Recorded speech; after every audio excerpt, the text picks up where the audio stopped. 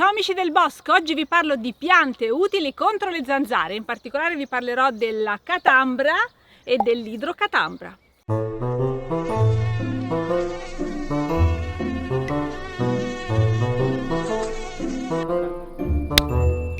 È arrivato un pacco gigante, me lo sono ritrovato sotto casa, guardate, è più alto di me. Che ci sarà dentro? Lo scopriamo. Questa è roba viva, bisogna sbrigarci ad aprirlo.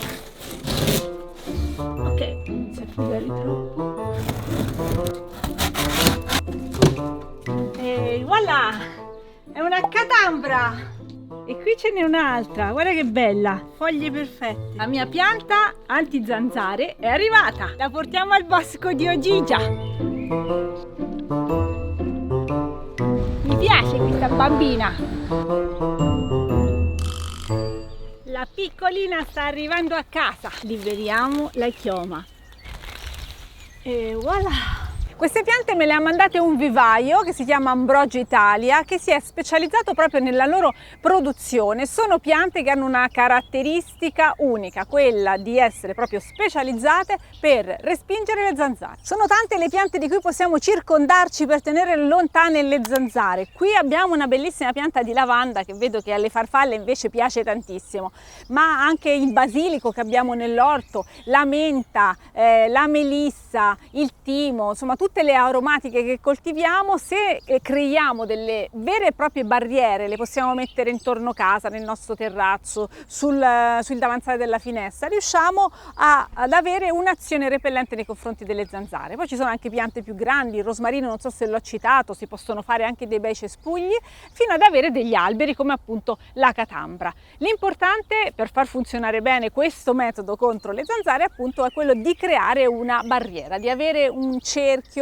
un quadrato, un rombo, insomma avere una forma intorno a noi dove le zanzare non possono entrare. Questa è sicuramente una zona protetta perché qui cresce una quantità enorme di menta, quest'anno un po' meno perché ha piovuto poco, e ugualmente con la melissa, qui ci sono un sacco di cespugli di melissa. Se vi trovate in una nuvola di zanzare e avete della menta a disposizione, prendetela e strofinatevi la pelle, probabilmente le terrà lontane per un po', però poi va rimessa perché come scompare l'odore loro vi ritrovano.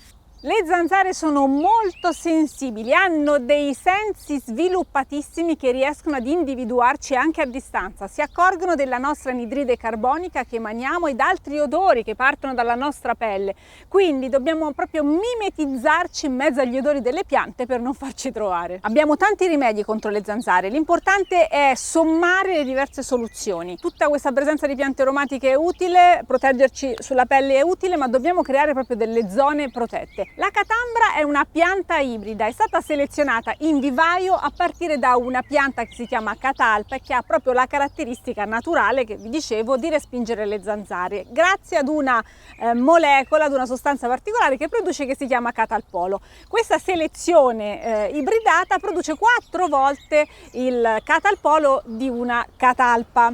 Io tra l'altro ce l'ho una catalpa, adesso ve la faccio vedere nel mio bosco di Ogigia, ma adesso mi sono provvista anche di catambra. Merda di convolvolo che mi distrugge tutto.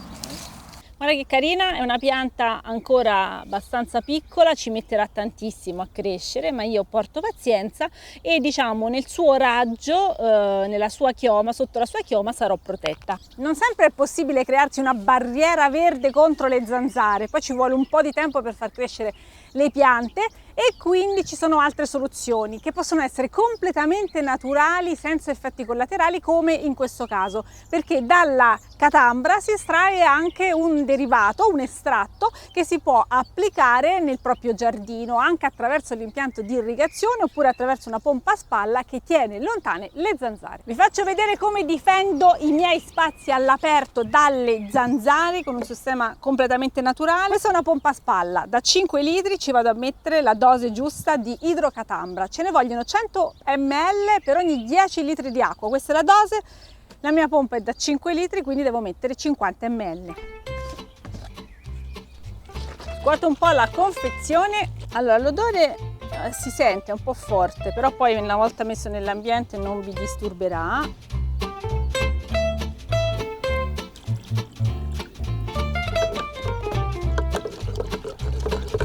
La idrocatambra si diffonde in maniera molto efficace, veloce e anche senza perdere tempo attraverso l'impianto di irrigazione. Quindi se avete un giardino con un impianto di irrigazione basta aggiungere l'idrocatambra nelle dosi indicate nel vostro impianto e avrete questo effetto che si ripete ogni volta che aprirete l'impianto.